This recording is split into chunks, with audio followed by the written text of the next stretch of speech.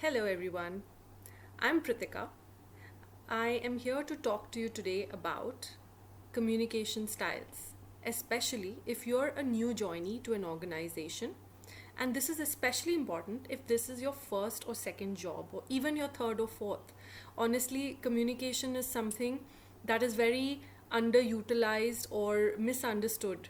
People think it's very unimportant, but actually, it defines you as an individual, your own personal brand, and understanding the communication style of the organization that you're working in can help you to further your career and help you to get along better with your peers, your seniors, and the teams that you might have to manage.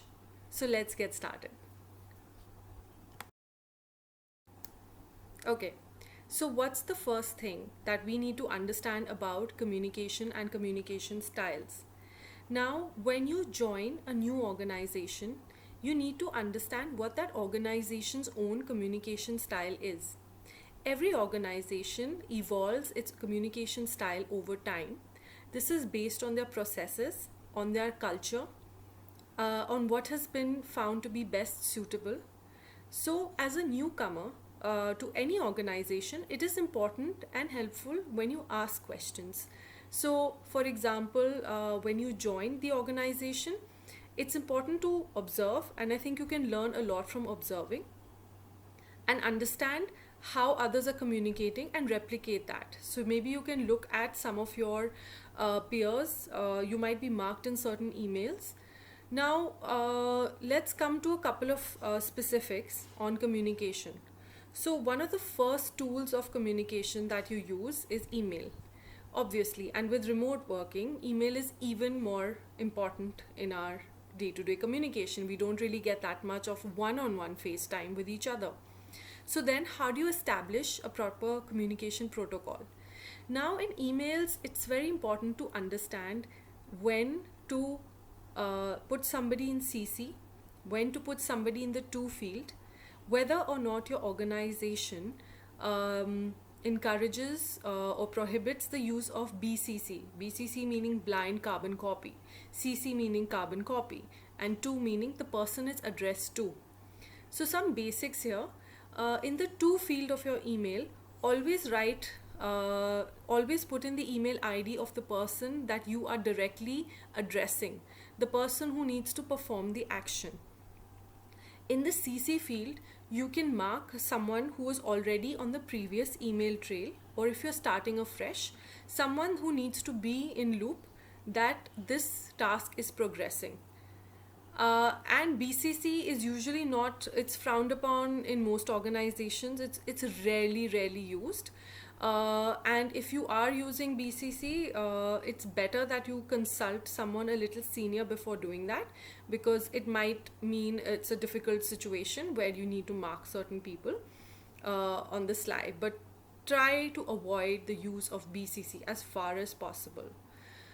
Now, always in your emails itself, right, always make sure that your tone is respectful. If you're asking someone to do something, please ensure that you do mention a particular time by when something is expected to be done.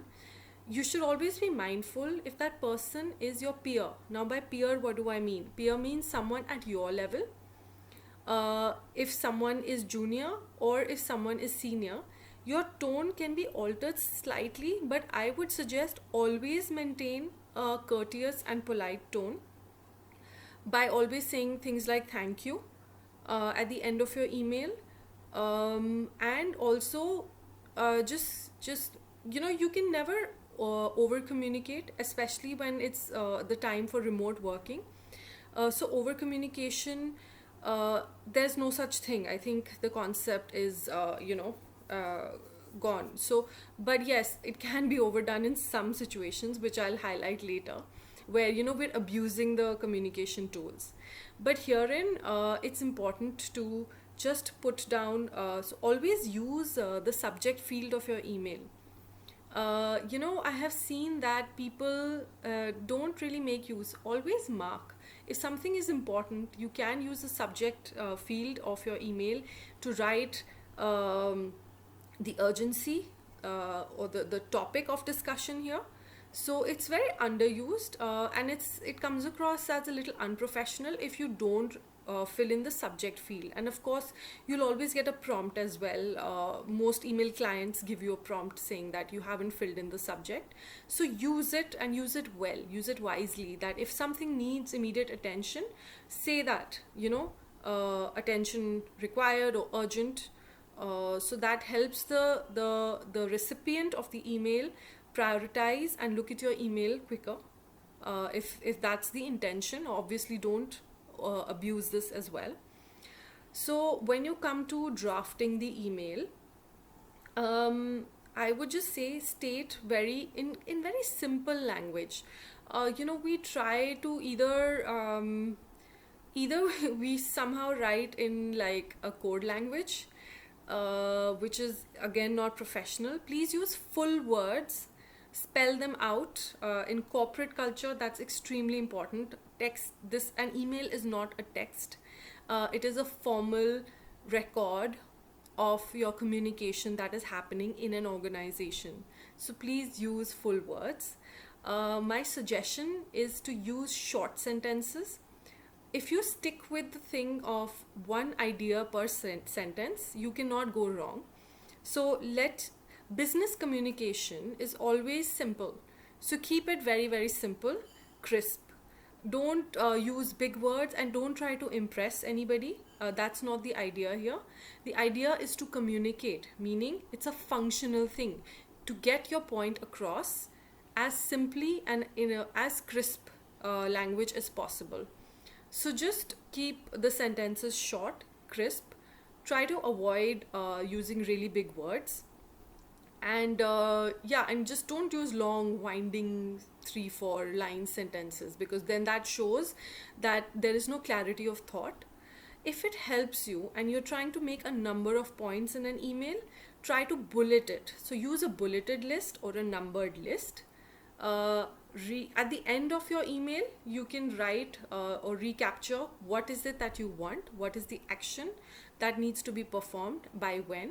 And if more than one person, or if you are also accountable for an aspect of the work, then you can also mention that this is what you would do, this is what this person that you're writing to would do, and if someone else is involved. So you can just mention everybody's roles that are required, and to whoever is marked on that mail. So that's a very basic thing about emails that I feel like there is a gap, because I've spoken to a few, HR people as well, and they too feel this, that it lacks. Coming to another interesting aspect about email communication is the fact that when we are sending attachments, it's very, very helpful to name the attachments on what they actually contain.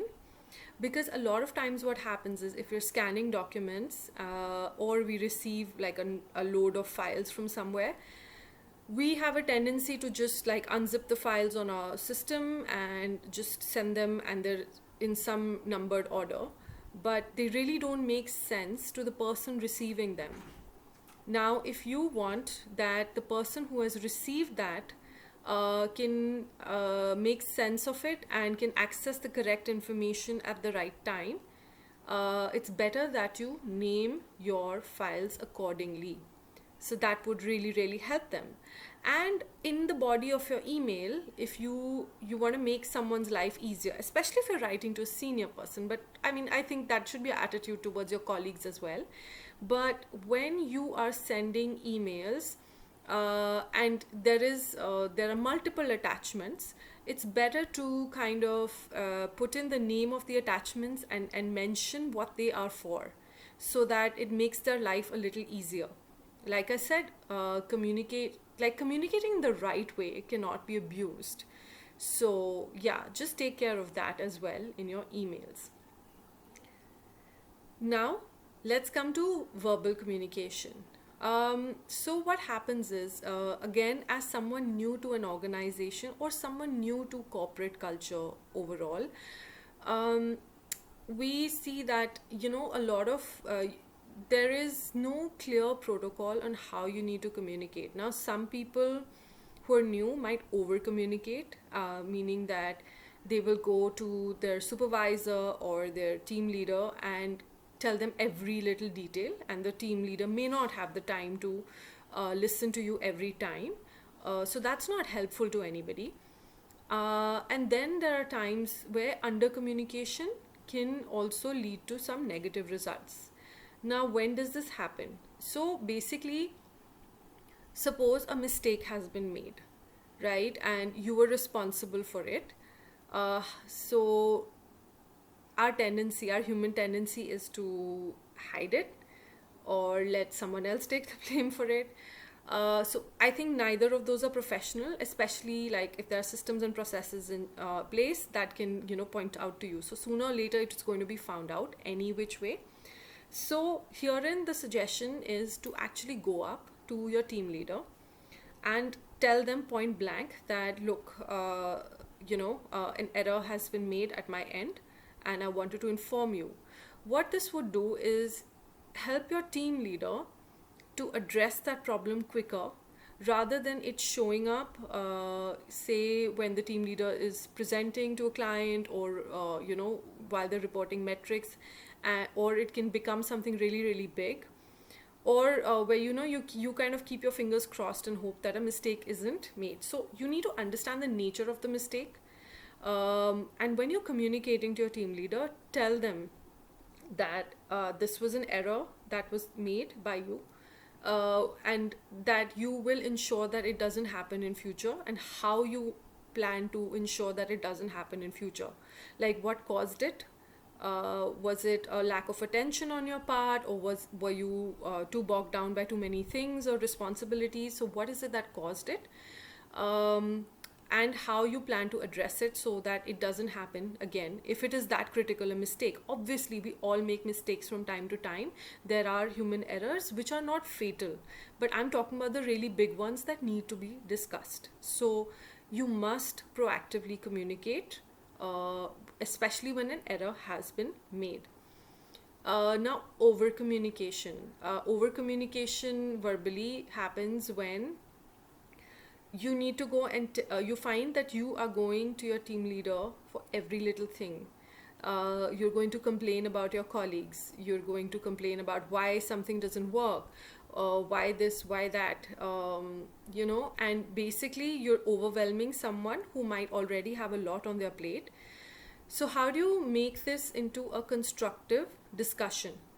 Before you take a problem to the team leader, it is important that you start to think like the team leader and think about what are the possible solutions in place. Are there some solutions that you could probably implement at your level, which do not require any approvals, which do not require any sanctions or any special resources? Are there simple fixes that can be made? So whenever you do have a one-on-one discussion with your team leader, bring those up along with the solutions and just run it past them. Then you're more likely to have a better discussion and a better outcome to that discussion, rather than being perceived as someone who only brings problems. So you want to be seen as someone who thinks on their feet, and who is solution oriented. So try to think of certain fixes on your own. What this does is also makes your team leader or your manager more receptive to when you do bring real problems to them, because they would feel that you have probably thought it through and you haven't been able to come across with a solution. So that's why you want to have a discussion with them about it. So don't overwhelm, and don't try to put someone on the defensive as if it's their problem alone. It might be an organizational problem. Maybe it's not something in your team leader's control also. So these are just ways where you can have better discussions, better quality discussions, if you know how to initiate them correctly using the right tone.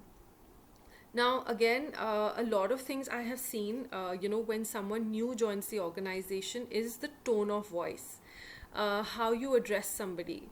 And you may not be wanting to come across that way, but it does come across as aggressive, and I want answers now kind of a tone, which I think to someone who's been working for over a decade, just doesn't somehow sit well, because they may not know you that well. So they may not understand where you're coming from, or that you're simply frustrated and you're not being rude.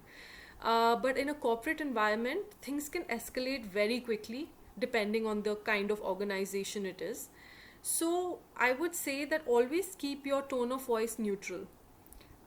If your workplace is the kind of workplace where your seniors, your leaders, don't have a neutral tone of voice, I think you're well within your place, no matter what your role or position is, to tell them that I don't think that tone of voice is right. Maybe we can regroup and have a discussion a little later.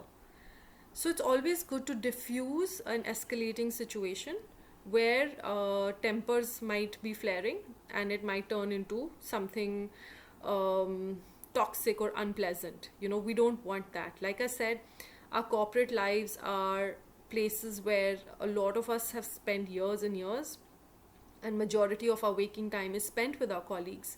So investing some time, investing some thought into how we communicate with our colleagues can really take us a very long way. And this I have realized after a very long time, after myself, after making mistakes myself.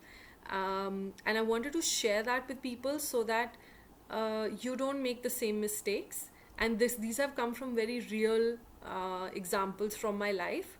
And I hope that they'll help you, in your career, and help you further that way. So having said that, don't, and back to verbal communication, there are some people who go the opposite of what I described, which is where the tone of voice is extremely pleasant, who are also, called the butter babies, the ones who butter the boss, right? And every experienced person knows that, they are being buttered and they enjoy it too. It's nice, it's soothing, because like I said, the corporate life, the deadlines, the work, the clients, it can be very demanding. So having a pleasant person around you is definitely easy, and it feels like quite relaxing, honestly. And but there is a pitfall to it. The person who is receiving that wonderful behavior is aware that you're buttering them up. So you don't necessarily earn brownie points. You may get some more time with them, just because they find you easy to be around. But I don't think that really earns you any brownie points in the scheme of things, because when it comes to high performers, when it comes to people they can actually trust with work, people who are there, those are the things that really matter. So yes, being pleasant is not a bad thing, but I would say be genuine too. Voice what really matters to you, if you're unhappy with things, but learning how to voice it, because it's nobody's fault per se, but learning how to voice things, and how to present an attitude of collaboration, that let's solve this together, that helps both ways.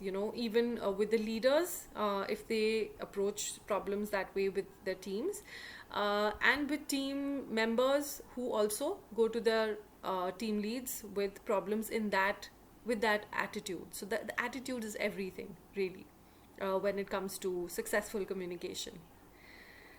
Yep. Then talking to your other colleagues, like basically your peers and everybody else. So what happens is, we think, and a lot of us might have made this mistake, I have, that we think that the people at work are our friends, our colleagues are our friends. And yes, we do end up having really wonderful friendships with some of our colleagues out of office too, and for years I have some. But within the work environment, remember that there are things that not everybody is your friend, even everyone who seems like your friend. So you need to build a discretion, you need to build wisdom and character in terms of what needs to be shared with whom. Be very, very careful. When it's work related information, don't share it with random colleagues, because how information gets around in an organization is very quick, and could also do a disservice to you and your team if you're in a competitive client based environment. So, what you share with whom really, really matters. And I would say that keep your work related things. For example, I wonder how HR people do it. Like the fact that they know a lot of what's going on in terms of increments, in terms of promotions, in terms of who's getting selected for what project. They have a lot of first hand information. They also might know why, uh, what was the reasoning behind someone's promotion and someone being asked to leave the organization. So they have a lot more juice, I might say. And I wonder how a lot of them just keep it to themselves. It must be really, really tough. So yeah, kudos to them. But that's something that I think everyone should learn and keep that level of discretion. Even finance folks. So keep that level of discretion. Like that should not be a point of discussion with your colleagues. Keep your discussions with colleagues limited to current events or just task related things, and just general things, but not related to critical information about your projects, no matter how good friends they are. We do sometimes want to let off steam in a way, and talk about our boss or complain about somebody else. In those cases, if it's becoming if it's something that we cannot handle and cannot manage, it's something that needs to be discussed directly with the person who's causing us that problem, or the HR, if it is that serious. uh, because if you're that unhappy that you need to let off steam, then you're not in a healthy environment for yourself. And if you let off steam with a random colleague, that news will circulate within the organization, and if it can harm you in any way, it will be used. So that's how people are. We all are like that. We have a tendency to speak and share and overshare at times, and this is harmful communication loops that get created. And if someone can utilize that information at your expense, it will be done. So just be careful about that. And try to be as professional as possible in the workplace. Professional and pleasant. Not always possible, but try. So, yeah. So, guys, I think this was quite a long video, but I hope as a newcomer, this gives you some points to think about and ponder and refine in your career. So, I wish you great luck. And yes, I would love to hear in the comments what you felt. And if there are any other further topics that you would like me to detail out, I'll be happy to do that. All right. Have a wonderful career. Take care. Bye.